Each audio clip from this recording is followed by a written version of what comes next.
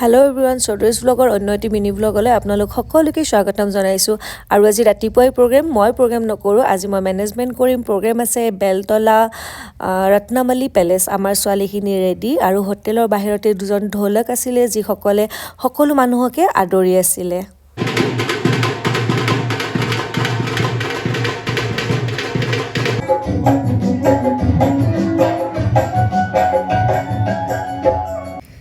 আৰু এয়া আমি আহি পোৱাৰ পিছত আমাৰ প্ৰগ্ৰেম আৰম্ভ হৈ গ'ল ৰাতিপুৱাই। আৰু আজি যিহেতুকে ভাতৰ প্ৰগ্ৰেম আছিলে, তেখেতসকলে এই নিয়মটোক ভাত বুলি কোৱা হয়। আৰু তেখেতসকলে নিমন্ত্ৰণ কৰিছিলে শ্ৰীকৃষ্ণ আৰু লগত 4জনী গোপী। শ্ৰীকৃষ্ণজন একচুৱেলি আমাৰ ইয়াৰে নহয়, শ্ৰীকৃষ্ণক নিমন্ত্ৰণ কৰা হৈছিলে কলকাতাৰ পৰা। ইমান ধুনীয়া মেকআপ, ইমান ধুনীয়া সাজপাৰ, সঁচাকেই তেখেতক চাই শ্ৰীকৃষ্ণৰ এটা অনুভৱ হৈছিলে। তো আপোনালোকৰ কেনেকুৱা লাগিছে জনাব। চ' আজিলৈ আহিছোঁ, আকৌ লগ পাম অন্য এটি ব্লগত। বাই।